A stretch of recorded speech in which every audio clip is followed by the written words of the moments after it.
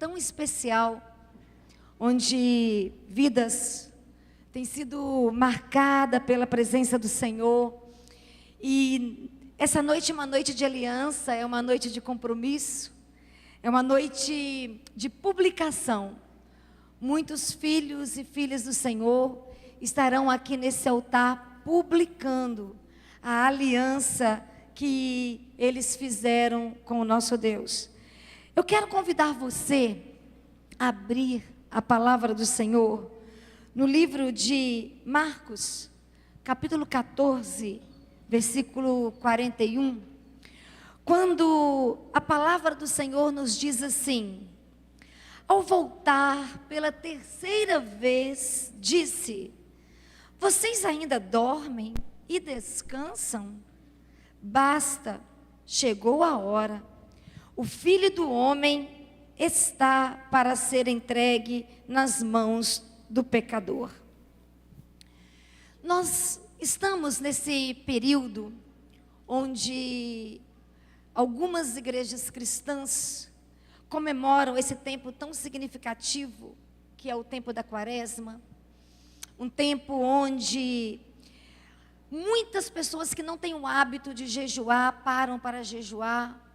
Onde muitas pessoas que não têm o hábito de refletir sobre a espiritualidade, para fazer essa reflexão. Nós temos percorrido uma jornada, trazendo para vocês a experiência de Cristo antes da sua entrega na cruz. Alguns eventos marcantes que precisam chamar a nossa atenção e falar profundamente ao nosso coração. Eu vou precisar resumir muito essa mensagem nessa noite, devido à nossa celebração do batismo.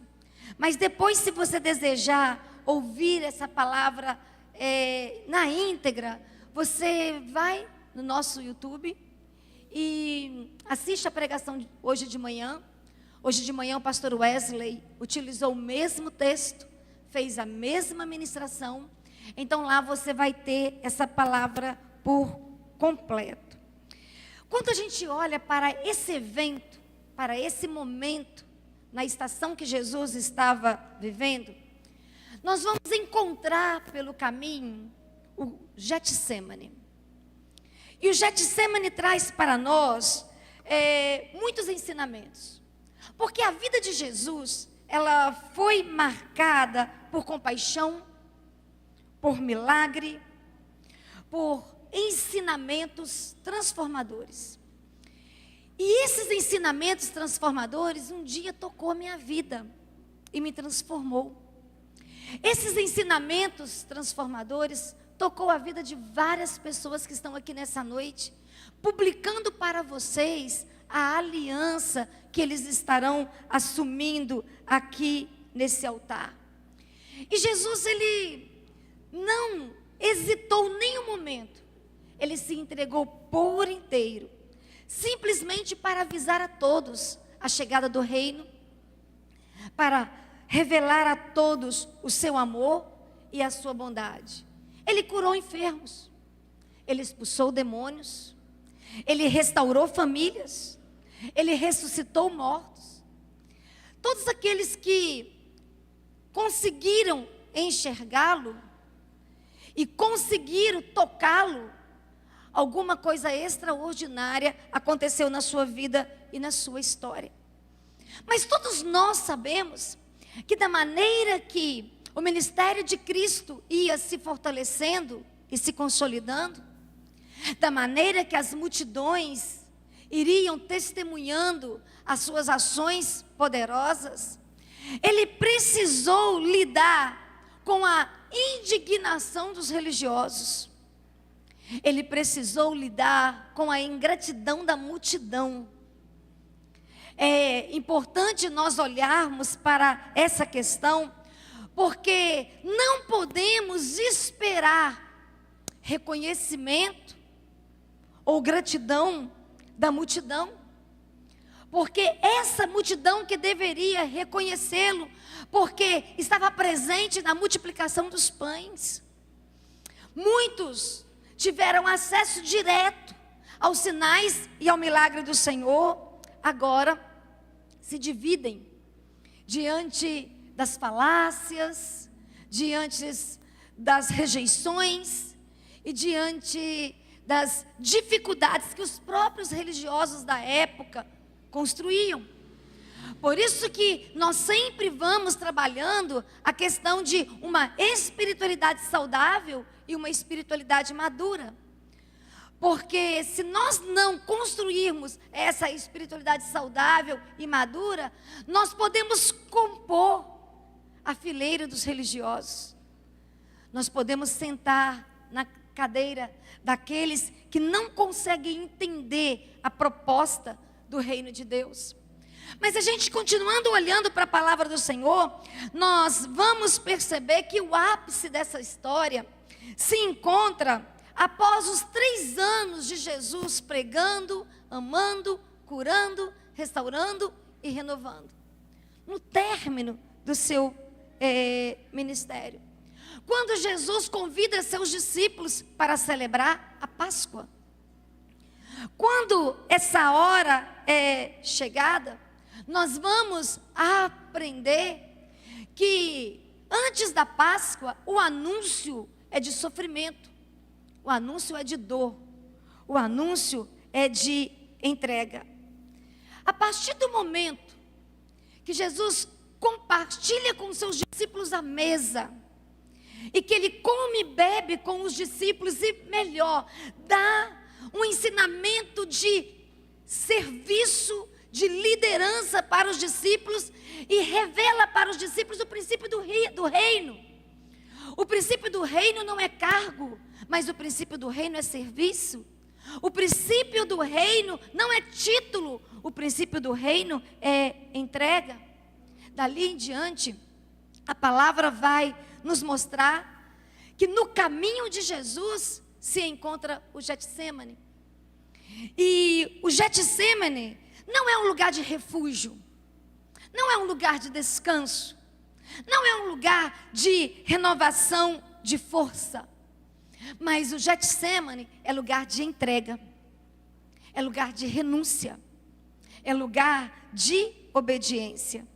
E a palavra do Senhor vai apontar para nós que o Getsemane é um marco. Ele se tornou um memorial porque ele é um marco nos momentos decisivos de Jesus. E ele se torna um memorial tão forte que a palavra do Senhor vai dizer que ali Jesus ele tem que lidar com a solidão.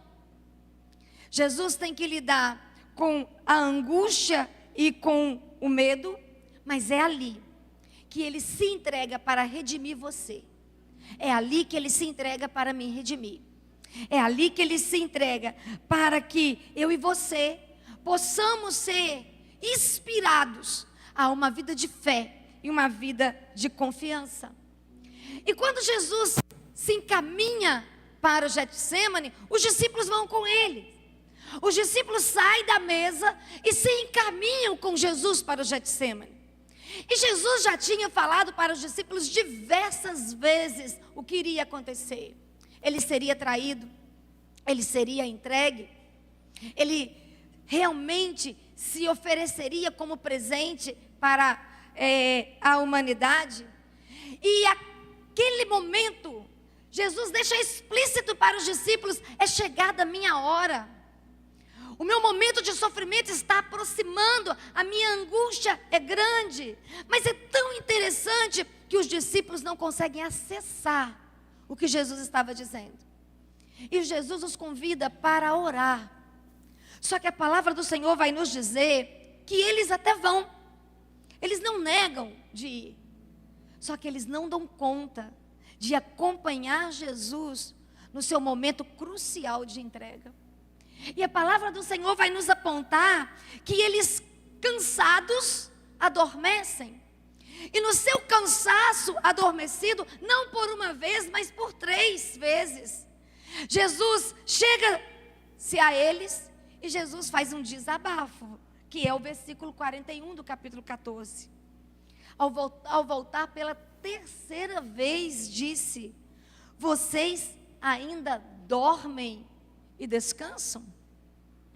Então, quando eu e você não conseguimos acessar o que Deus está trabalhando, como Deus está agindo no nosso meio, no momento de estarmos em guerra, no momento de estarmos em batalha, nós, por falta de discernimento, conhecimento ou intimidade maior, porque sempre nós vamos dizer que os discípulos eram íntimos, mas eles não conseguiram se tornar tão íntimos ao ponto de identificar o maior sofrimento de Jesus.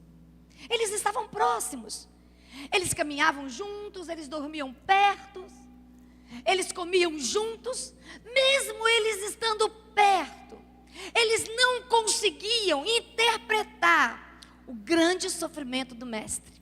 Tem muita gente que anda perto da gente, tem muita gente que quem olha de longe acha que é íntimo, mas não é tão íntimo.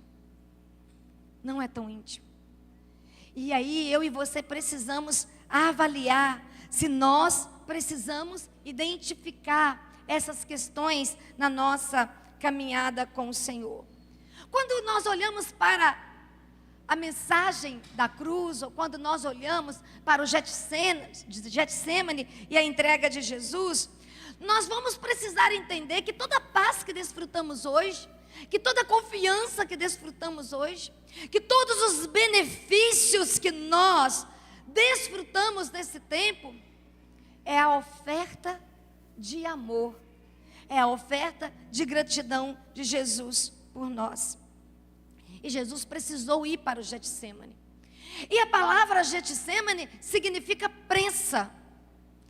E não sei se você já se sentiu esmagado alguma vez, mas se você já se sentiu imprensado, esmagado alguma vez, não dá para ser imprensado e não sentir dor. Não dá para ser esmagado e ficar indiferente. E aí nós vamos aprendendo com a história de Jesus e com o significado de Getsemane, que muitas vezes, para extrair o melhor de nós, para o Senhor conseguir acessar a maior riqueza que está dentro de nós, Ele vai precisar nos imprensar. E às vezes Ele nos imprensa com uma luta na família. Às vezes Ele nos enfrenta com uma luta pessoal, emocional. Às vezes Ele nos imprensa com uma crise financeira.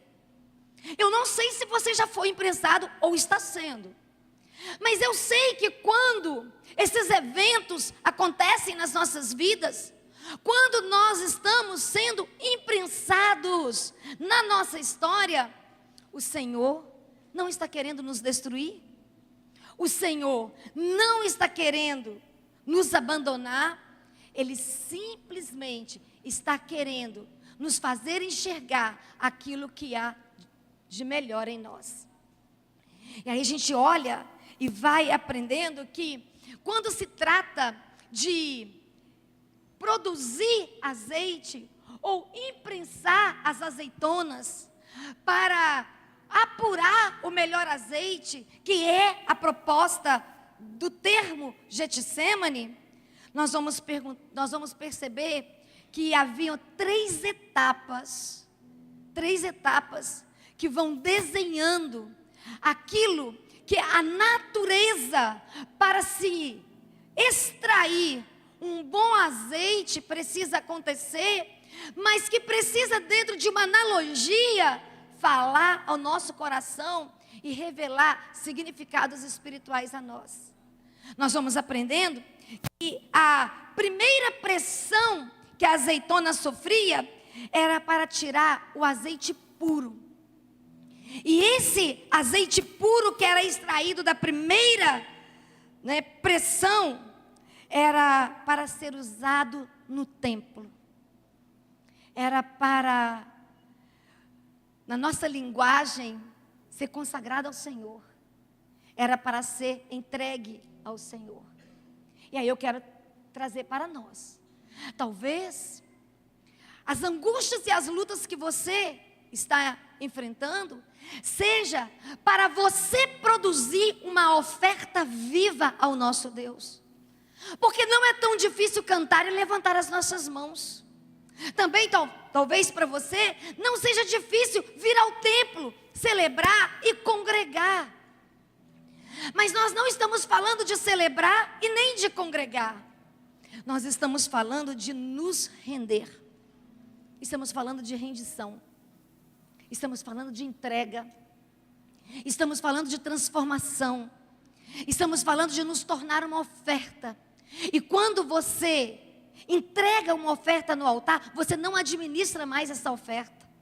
Ela não é mais sua, ela é do Senhor. E é isso que o Senhor deseja que eu e você nos tornemos. Alguém que não precisamos ter o controle das nossas vidas, mas deixamos o Senhor nos controlar e nos tornemos realmente essa oferta viva ao coração do nosso Deus. A segunda pressão era utilizado para alimento e remédio. Tanto para fazer as boas comidas, quanto para aplicar nas feridas, ou para trazer alívio às dores dos enfermos. Então, se a primeira imprensa era para apresentar um azeite, para ser entregue ao templo, ao altar do Senhor, o segundo era para oferecer sustento, alimento e cura.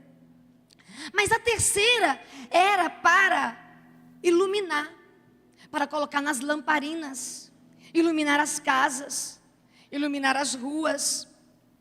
E Jesus é tudo isso. Quando nós olhamos para Jesus, nós vamos perceber que Jesus, ele representa tudo isso. Ele é a maior oferta viva entregue no altar. Ele é aquele que se entregou sem reserva, abriu mão de todo o controle da sua vida e se permitiu fazer do madeiro uma mesa de celebração e adoração ao seu Pai. Mas nós sabemos também que Ele é aquele que não só nos alimenta, mas cura as nossas feridas. Ele também é aquele que o seu sangue aplicado nas nossas dores traz alívio, e não só alívio, mas cura e livramento para nós. E Ele é a luz do mundo, que não só ilumina um ambiente fechado, mas dá direcionamento e clareza para aquele que confia nele e para aquele que quer andar em intimidade com Ele. O Getsemane consegue revelar tudo que Jesus é.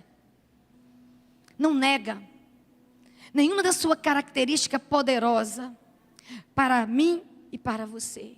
Só que o Getsemane faz questão de não mostrar o Cristo que cura, apenas de mostrar o Cristo que alimenta, que direciona. Mas o foco do Getsemane é a dor. O foco do Getsemane é o sofrimento. O foco do Getsemane é a angústia. Então, se nós encontramos em Jesus a unção, se nós encontramos em Jesus a cura, se nós encontramos em Jesus o alimento espiritual, se Ele realmente ilumina o nosso caminho e nos direciona, eu e você vamos precisar entender que nós, também como homens e mulheres que amamos o Senhor, precisamos entender que ainda que estamos aos pés da cruz, ainda que nos tornemos íntimos, ainda que nos tornemos representantes da sua glória e da sua presença, pode acontecer um Getsemane no seu caminho. Pode ter um Getsemane na sua jornada. E quando esse Getsemane chega no meu caminho, e quando esse Getsemane está na minha jornada, o que eu preciso aprender com Jesus? Quando esse Getsemane, ele faz parte da minha jornada, eu preciso entender que, independente das angústias e sofrimentos, o amor de Deus por mim é inegável. Ele continua amando você. Não é porque você sofre que Ele não te ama. Não é porque você enfrenta confronto, Ele não te ama. Mas quando eu e você estamos passando por esses esmagamentos, como a azeitona ou como o próprio Cristo no Getsêmani, nós vamos precisar nos render aos seus cuidados. Nós vamos precisar entender que existe afeto do Pai para nós. Você não está esquecido, você não está abandonado, mas você está sempre sendo sustentado, porque a graça do Senhor está sobre você. Existe uma graça que não dá para nós explicarmos simplesmente com palavras, que envolve a sua vida, e ainda que as lágrimas estejam banhando o seu rosto, você vai ouvir a voz daquele que vai dizer: você não está sozinho, eu estou com você. Você não precisa temer, porque eu sou o seu Deus. Eu vou te tomar pelas mãos e eu vou te ajudar. Mas eu preciso entender também que eu preciso confessar os meus pecados, mas eu preciso sair do campo da autocomiseração. Eu não sou o coitadinho, eu não sou o desamparado, eu não sou o esquecido. A minha dor não vai me definir, mas a maneira que eu vou lidar com ela, a maneira que eu vou permanecer respondendo o Senhor com a minha paixão, com a minha alegria e com a minha gratidão, vai apontar o nível de amizade e intimidade que eu construí com Ele. Então eu não sou abandonado, eu não sou esquecido. E quando Cristo é real, eu saio do campo da autocomiseração e foco nele, que é o Senhor da minha vida. Mas também eu não vou aceitar os mecanismos de defesas destrutivos que muitas vezes no meio da nossa dor nós utilizamos. Não há nada que a presença de Deus não possa mudar, não há nada que a presença de Deus não possa curar, não há nada que a presença de Deus não possa transformar.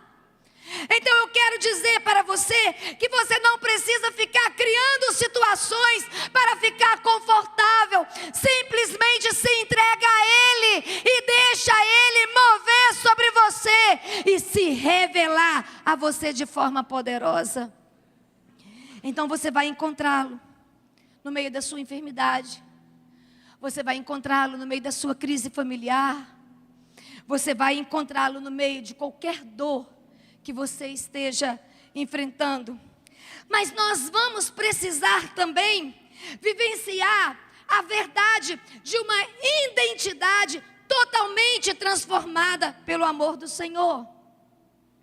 Quando você investe em relacionamento profundo com o Espírito Santo, Ele te dá tudo o que você precisa, não só para testemunhar do seu amor, mas também para testemunhar da fidelidade que Ele tem a você. Ele é fiel e Ele vai se manter fiel.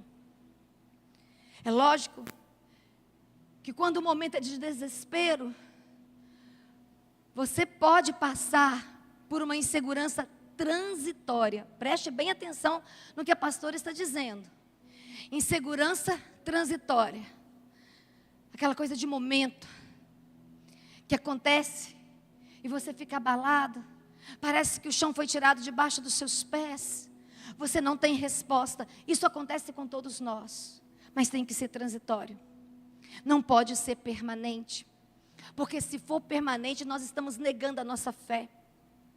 Se for permanente, nós estamos negando a nossa experiência pessoal e a nossa experiência particular com o Espírito Santo.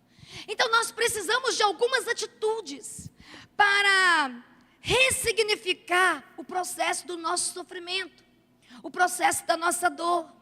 E quais são essas atitudes que nós precisamos? Primeiro, rendição de joelhos e do coração. Você está sofrendo? Você está chorando? Busque dobrar os seus joelhos. Busque realmente se render com o coração. Porque se você estiver rendido, não só com os joelhos, mas também com o coração, você vai ser poderosamente consolado por aquele que está te enxergando todo o tempo. E eu gosto da declaração de Rick Warren, que ele vai dizer assim: você nunca saberá que Deus é tudo o que você precisa, até que Ele seja tudo o que você tem. Se você tiver um amigo, se você tiver a conta bancária, se você tiver a oportunidade do financiamento, se você tiver aquela pessoa que possa passar as mãos na sua cabeça e apaziguar a situação, Deus nunca vai ser a única solução para você. Enquanto você ter uma solução extra, Ele não é a única. E vai chegar um momento para que toda a riqueza que está dentro de mim seja extraída. Você não pode ter ninguém. Você não pode ter a família. Você não pode ter os amigos. Você não pode ter o líder. Tem que ser você e o Senhor. Porque se tiver outra solução, você não entrega o que você precisa entregar. Mas outra atitude é a submissão à vontade do Pai. Eu vou pedir à equipe aí que já coloque os versículos, porque eu não tenho tempo para ler os versículos, que aí quem quiser anotar para ler em casa. Submissão à vontade do Pai. Submeter a vontade do Pai nem sempre é tão fácil, porque às vezes a vontade do Eterno vai contrariar a nossa vontade. E tem muita gente que só revela a estrutura de orgulho, e tem muita gente que só revela a verdade que está dentro dele quando ele é contrariado. Ser contrariado é um dos mecanismos que Deus utiliza para você revelar exatamente quem você é. Às vezes nós ficamos muito camuflados por muito tempo. Nós ficamos escondendo muita coisa por muito tempo. Ah, meu amado, minha amada. Mas quando você é contrariado, solta. Sai pelos poros. Você não consegue deter. E aí, quem está perto de você enxerga exatamente a sua estrutura e quem você continua sendo. E o Getsemane, que é momento de confronto, de dor, vai dizer: é submissão à vontade do Pai, ela é maior. E eu gosto muito de uma fala de Dallas Willard, que vai dizer: a entrega a Deus não é um ato único, mas é um estilo de vida. É um estilo de vida. Também, conexão e intimidade. Conexão e intimidade é ultrapassar o conhecimento de que Ele é Deus, de que Ele é Senhor.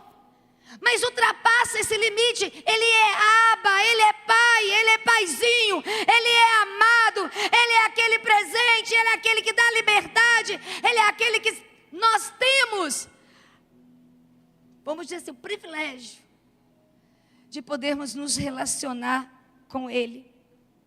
E Léo vai dizer o seguinte: o maior presente que Deus pode lhe dar é Ele mesmo.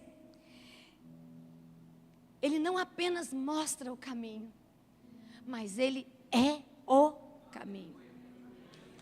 Mas além disso, eu e você precisamos da resiliência para enfrentar o desafio.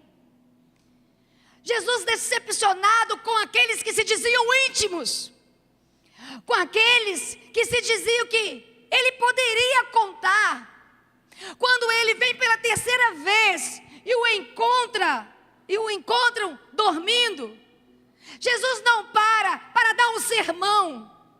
Ele simplesmente diz: levante-se, vamos. Tem coisa que não adianta a gente querer que os outros façam conosco. Não adianta você querer que algumas pessoas estejam com você para você responder alguns desafios que o Senhor deseja que você responda. E Jesus nos ensina isso com Getsemane. Ele não vai denunciar a falta de habilidade dos discípulos naquele momento. Ele simplesmente se levanta e diz: Vamos.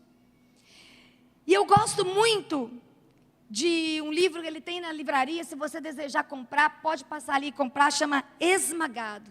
Um livro extraordinário, que o autor vai nos dizer assim: a pressão não destrói o vaso. Ela o forma. Deus usa o que nos esmaga para nos moldar. Então não pensa que é acidentalmente o seu Getsemane. Se você está enfrentando situações de desconforto e situações de dores, não pensa que é acidental. Deus está usando isso para te moldar. E é só isso, pastor? Eu tenho que ficar apenas recebendo tudo isso com muita tranquilidade? O que eu preciso aprender a mais? Eu preciso aprender que eu e você sempre vamos ser consolados nos nossos jardins de dores. Se passar um Getsemane pela sua vida, se na sua caminhada você entrar até se perceber em pode ter certeza, você vai encontrar o consolo do Senhor. E aí nós aprendemos que o consolo da comunhão com o Pai alivia o peso e o fardo da pressão. Se você realmente está em comunhão com o Pai, ainda que o tempo seja de pressão, há alívio. Porque Ele tem habilidade para fazer nos sentir aliviados em meio às nossas pressões. Também nós vamos aprender que o consolo é sobrenatural no campo da fé. O homem nunca vai poder explicar a paz, o dormir tranquilo, o estar descansado, quando o tempo é de enfrentamento, de angústia e de dores. Mas o consolo da sua identidade e do seu propósito é algo que Deus deseja que você venha experimentar de verdade.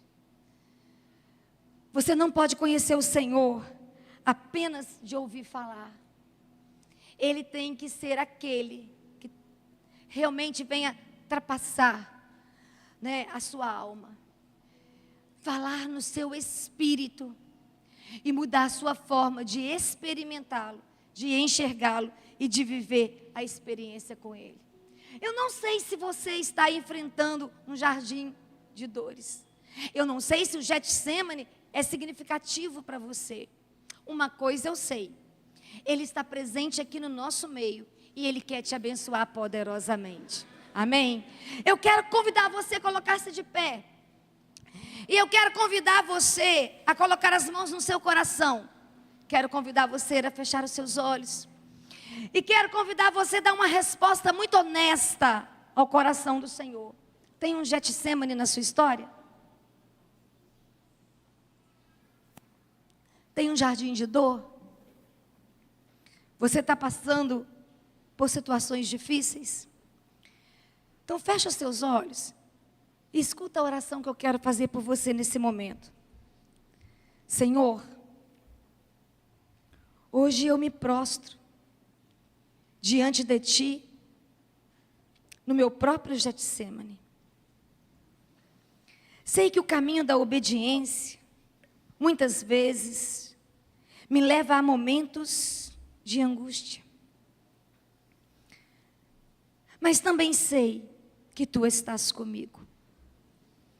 Entrego minha vontade em Tuas mãos, confiando que os Teus planos são mais altos que os meus. Ajuda-me a render o meu coração, a permanecer firme e a não fugir do processo que me molda a imagem de Cristo. Dá-me forças para perseverar, mesmo quando me sinto fraco. Que a Tua presença seja meu sustento, que a minha identidade em Ti me fortaleça e que Teu Espírito Santo me console. Porque hoje escolho confiar, descansar, avançar, porque sei que Tu és fiel. Tu és fiel a mim. E em nome de Jesus, eu quero entregar a minha vida a Ti nessa noite. Você fez essa oração comigo. Quando você inclinou sua cabeça. Quando você colocou as mãos no seu coração.